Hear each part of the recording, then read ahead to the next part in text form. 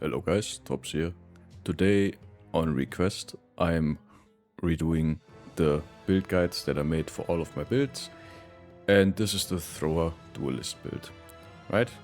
It's entirely based around the throwing weapons, right? The bundle of javelins and the throwing axes, and ideally you take the barbarian version, because the barbarian version, like the stuff that the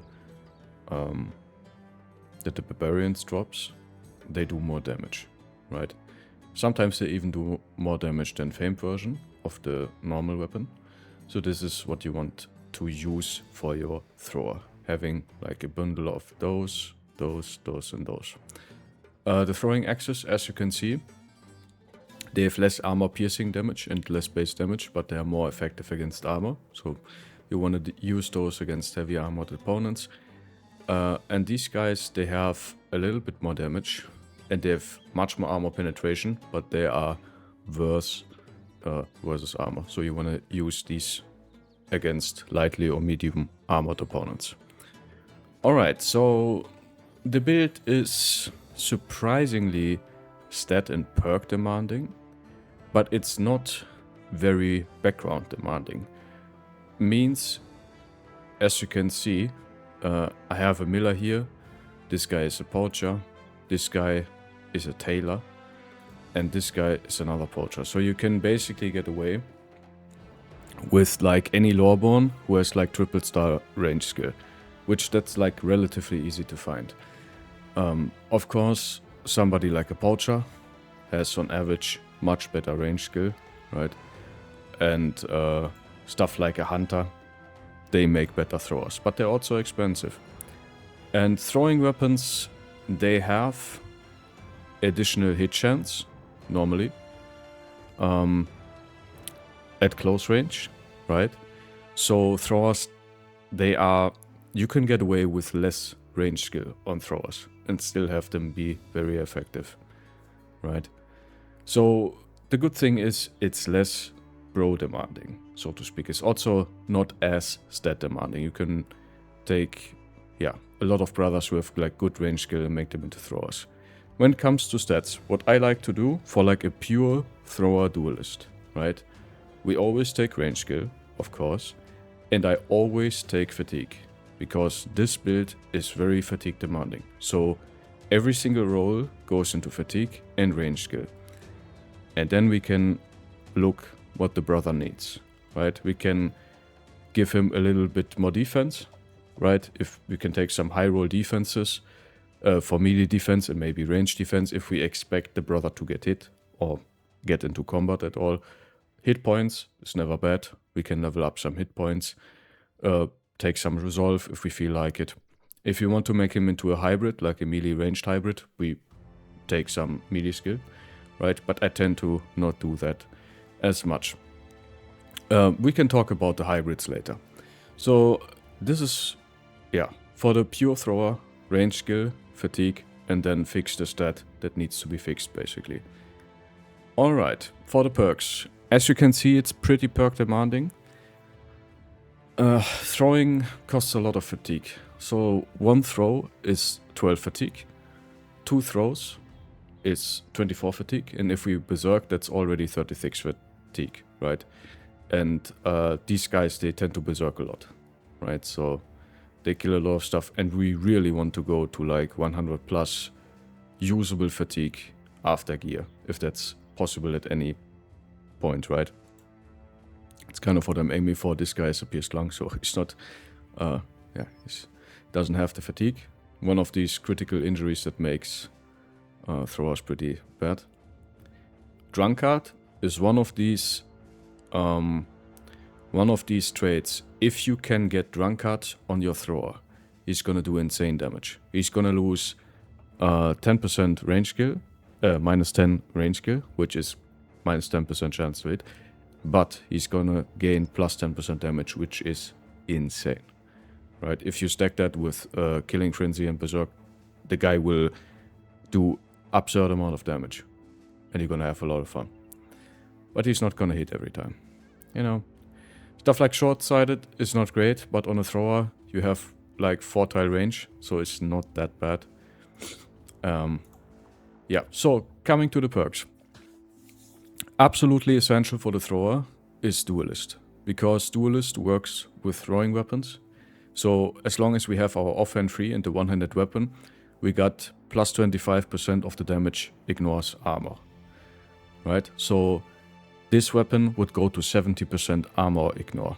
Right? So 70% of our damage goes right through hit points and ignores armor. That is pretty significant. It's lower on the axis because they only have 30% armor ignore, but still, that is very, very strong. Our primary defensive perk is Nimble, because, you know, we need the fatigue.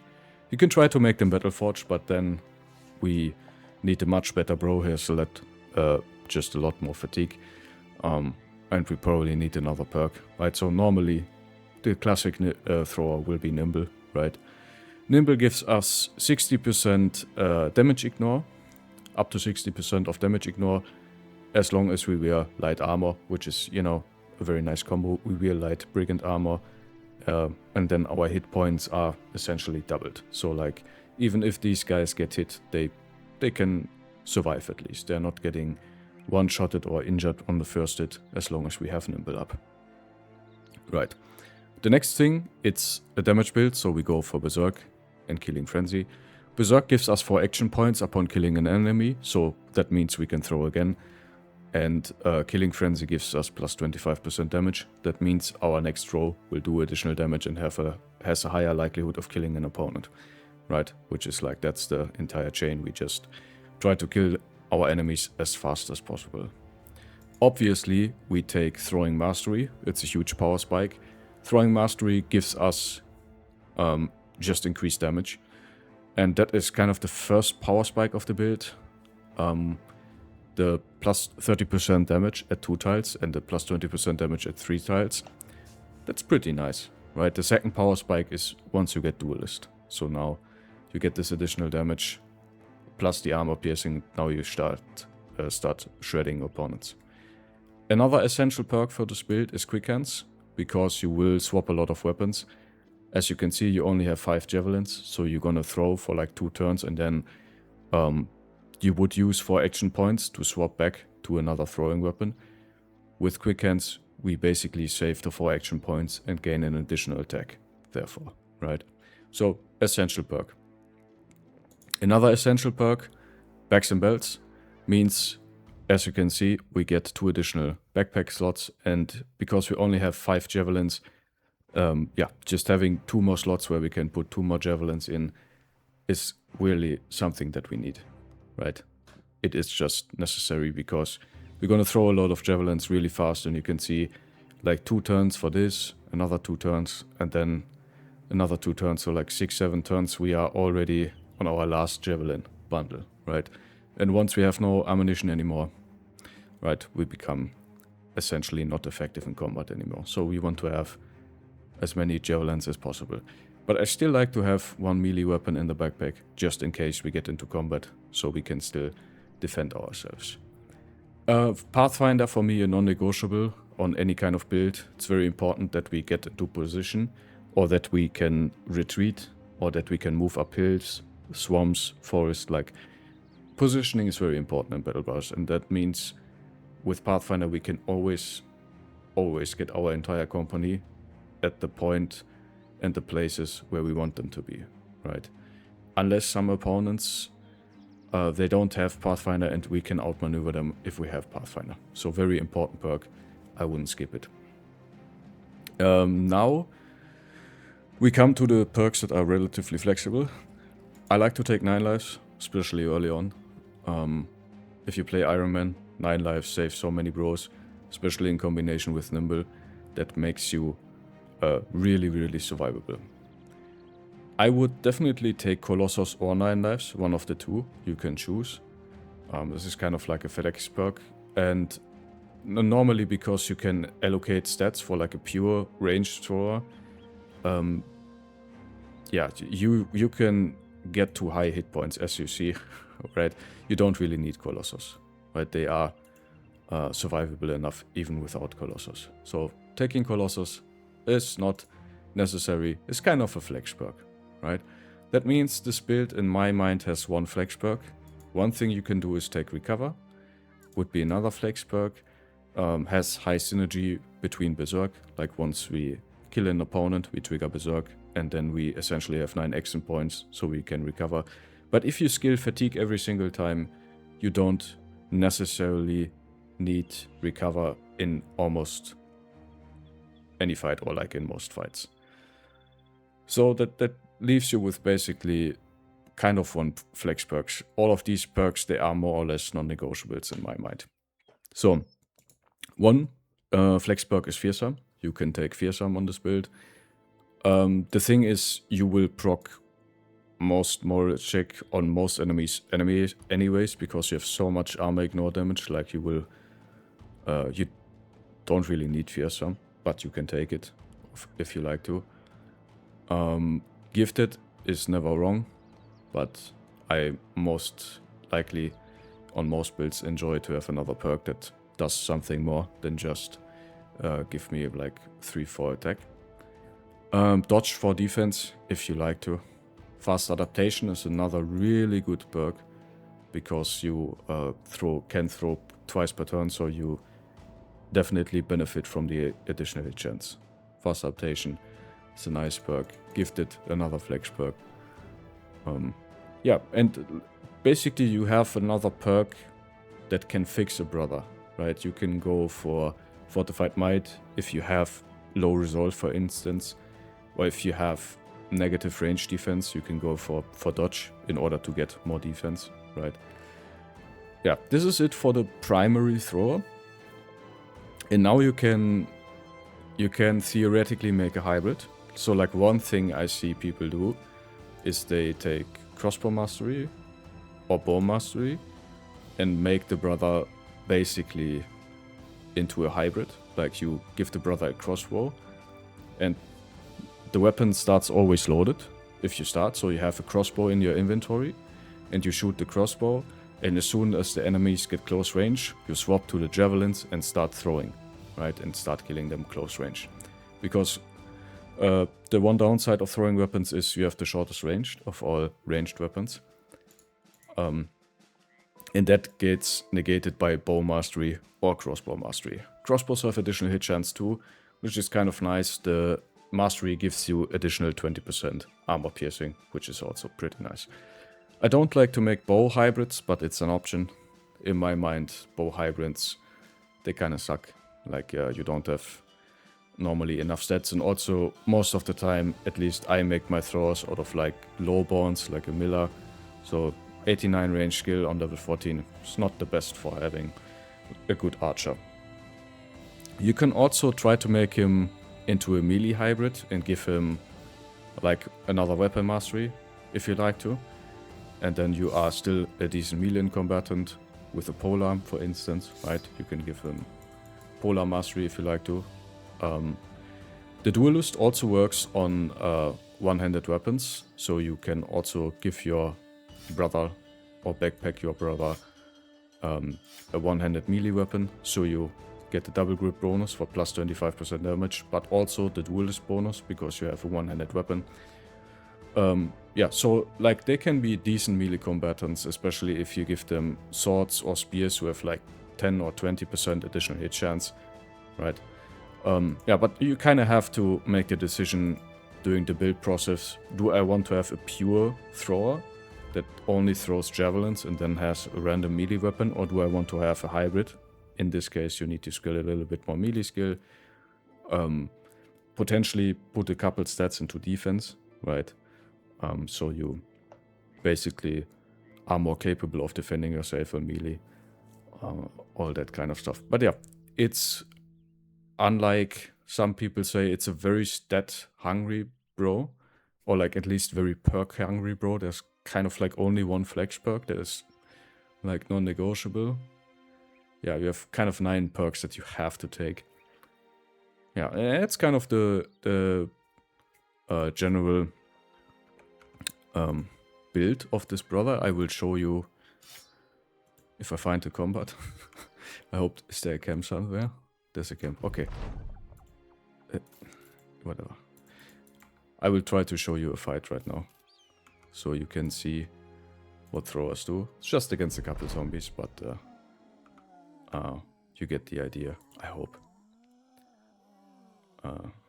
Yeah, zombies, one of these targets where throwers can absolutely shred them. Like, you have lightly or low armored enemies, and you will just do an absurd amount of damage. And there you can see the downside of throwers is 4-tile range. So for this instance, especially if you play against stuff like brigands or other enemies that shoot back, having them start with a crossbow is much better, so you can basically win the range duel and get the AI to charge you eventually, or to just shoot back and start inflicting casualties. But yeah, you can see this is Peasant Militia. So was the Duelist run. We did this live on stream. You can rewatch this. It's on YouTube if you like. So, bunch of zombies. You can see lightly to low armored. And yeah, let's throw some javelins.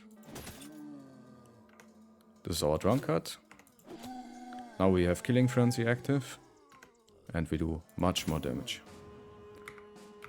To get the full potential, we always want to throw as close as possible, because on 2 tiles we get 30% damage. This one is only 20% damage.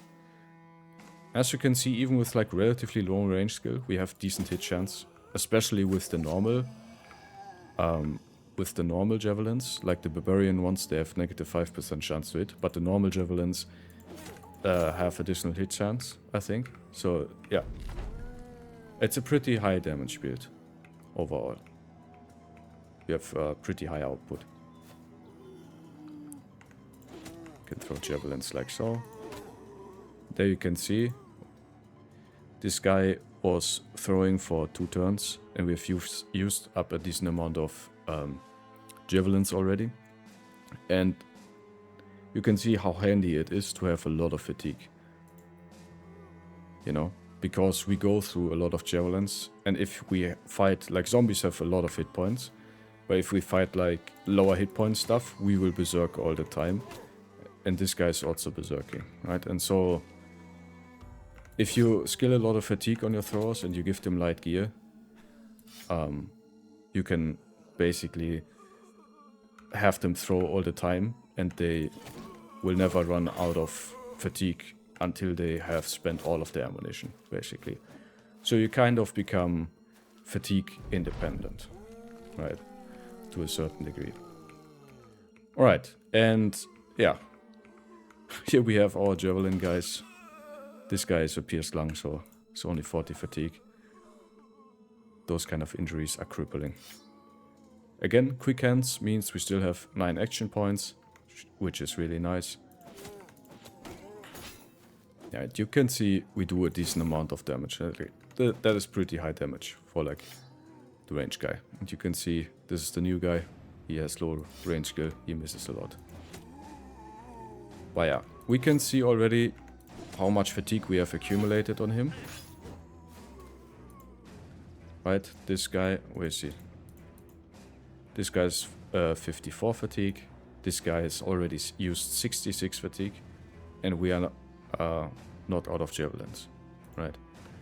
So you can see how fatigue intensive this build can be, right? So leveling fatigue is as well on archers, and to a certain degree even on crossbows, necessary, right? You want to have a lot of fatigue. It's not so important on guns. Doesn't really matter on guns actually, but it matters a lot on archers, throwers, and even crossbows can run out of fatigue if you berserk a lot, right? You can see we are almost out of fatigue. Now we are kind of out of fatigue.